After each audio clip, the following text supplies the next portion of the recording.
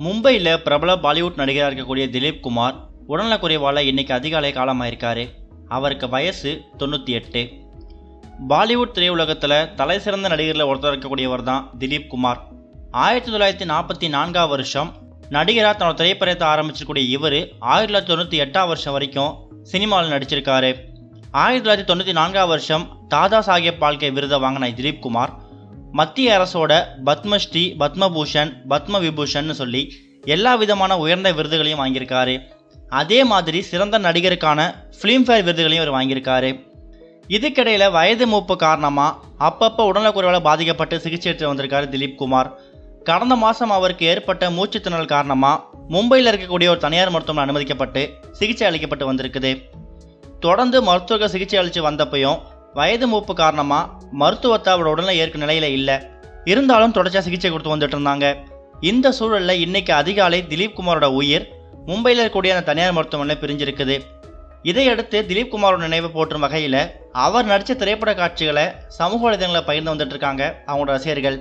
இன்னொரு பக்கம் திலீப் குமாரை இழந்து வருந்தக்கூடிய அவங்க மனைவி சாய்ரா பானு, அப்புறம் அவங்க குடும்ப உறுப்பினர்களுக்கு இந்திய திரையுலக நட்சத்திரங்கள் பல பேர் ஆறுதலும் இரங்கலும் பதிவு பண்ணி வந்துகிட்டு இருக்காங்க. எக்கச்சக்கமான தமிழ் சினிமா பிரபலங்களும் பாலிவுட் நடிகர் திலீப் குமார் அவரோட மறைவுக்கு அவங்களோட இரங்கல் செய்தியை இப்போ வெளியிட ஆரம்பிச்சிருக்காங்க. இந்திய சினிமா ஒரு சிறந்த நடிகரை இழந்துருச்சு அப்படிங்கிற மாதிரி தான் எக்கச்சக்கமான பேர் இப்போ திலீப் குமார் மறைவுக்கு அவங்களோட செய்திகளை, கருத்துக்களை பதிவு பண்ண ஆரம்பிச்சிருக்காங்க. இது ஒரு பக்கம் இருக்க, பிரபல ஹாலிவுட் இயக்குனர் ரிச்சர்ட் டோனர் காலமாயிருக்காரு. அவருக்கு வயசு 91.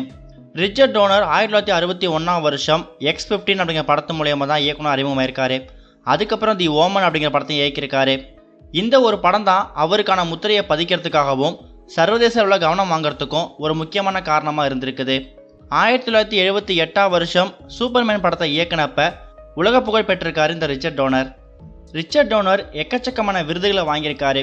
ஒரு சிறந்த ஆசிரியர், சிறந்த நண்பர், அப்புறம் சிறந்த இயக்குனராக இருக்கக்கூடிய ரிச்சர்ட் டோனர் இப்போ இல்லாமல் போயிட்டாரு அப்படிங்கிற மாதிரியும் இயக்குனர் ஸ்டீவன் ஸ்பீல்பர்க் இப்போ அவருடைய நினைவுகளை ஷேர் பண்ணியிருக்காரு.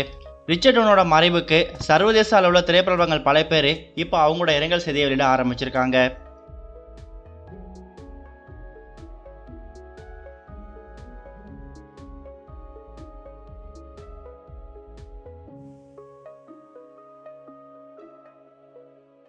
இதுவரைக்கும் கனெக்டிங் டிவிக்கு சப்ஸ்கிரைப் பண்ணனா மறக்காம சப்ஸ்கிரைப் பண்ணிக்கங்க. உடனடி அப்டேட்ஸ் பெறுவதற்கு நோட்டிஃபிகேஷன் பெல்லையும் கிளிக் பண்ணிக்கங்க.